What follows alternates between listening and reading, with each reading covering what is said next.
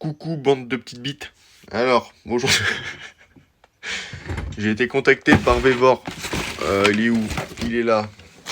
Mais mort qu'il est beau. Voilà. Du coup, on est sur un petit cric pneumatique. Pneumatique, 5 tonnes, pla pla pla, petit plou plou et pou pou pou. Voilà. Du coup, t'as tout ce qu'il faut pour le monter. Il t'explique tout. Tu vois, voilà, comme ça, patati, patata. Voilà. À peu près le fonctionnement. Pour ceux qui connaissent pas le délire du pneumatique, t'as le cric hydraulique, du coup, qui fonctionne avec de l'huile, et bref, qui rentre en pression, tu pompes comme un fils de pute et ça monte. Ou sinon, t'as celui-là que tu te prends pas la tête.com, qui est un pneumatique. Le pneumatique, c'est un gros boudin qui vient se remplir d'air. Et ça vient lever ta voiture. Voilà, tu vois. Avec ça, tu peux lever ce 4x4. Je sais pas du tout ce que c'est, mais bref. Du coup, je l'ai reçu. Il est là. Je l'ai monté. Tu vois. Du coup, tu le reçois dans un carton. Celui-ci.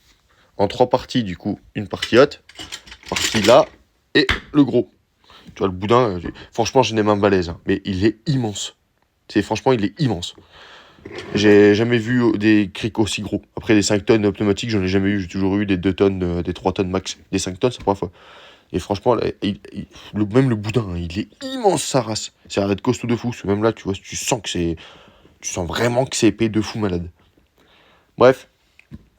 Du coup, là, pour la vidéo, c'est juste pour vous le montrer vite fait. Voilà. Bah, j'ai rien serré. J'ai pas pris de clé. J'avais la flemme d'aller chercher. Si t'en commandes un, le seul truc à faire, cette durite est un poil trop longue. Tu vois, elle vient se connecter sur ce petit raccord. Celle-là, là, il faudrait la couper. Ouais, tu la coupes et tu retires bien 2-3 cm. Tu vois. Laisse toujours un petit débattement parce que quand tu veux le mettre en position vachement basse, hop, tu vois, la durite, elle vient se plier. Hop, clac. Du coup, toujours laisser un petit peu de durite. Après, franchement, moi qui est des fois ça dépend. Des fois, tu travailles sur ta voiture, tu sais, t'as pas la place de mettre un cric ou sinon, faut que tu pompes comme un petit PD de merde. Et ça prend 7 milliards d'années. Car avec ça, en vrai, là, tu jettes sous ton bas de caisse ou sous ton pont ou peu importe. Tu connectes ton compresseur là-haut. Là, t'as la vanne.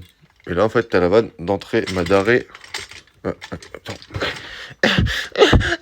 Voilà. Là, c'est couper l'air. Là, tu mets de l'air. Voilà. Tu vois, plus simple. Et après, là, si tu vas plus vite, c'est pour le décharger. Tu tiens le dessus et ça te décharge.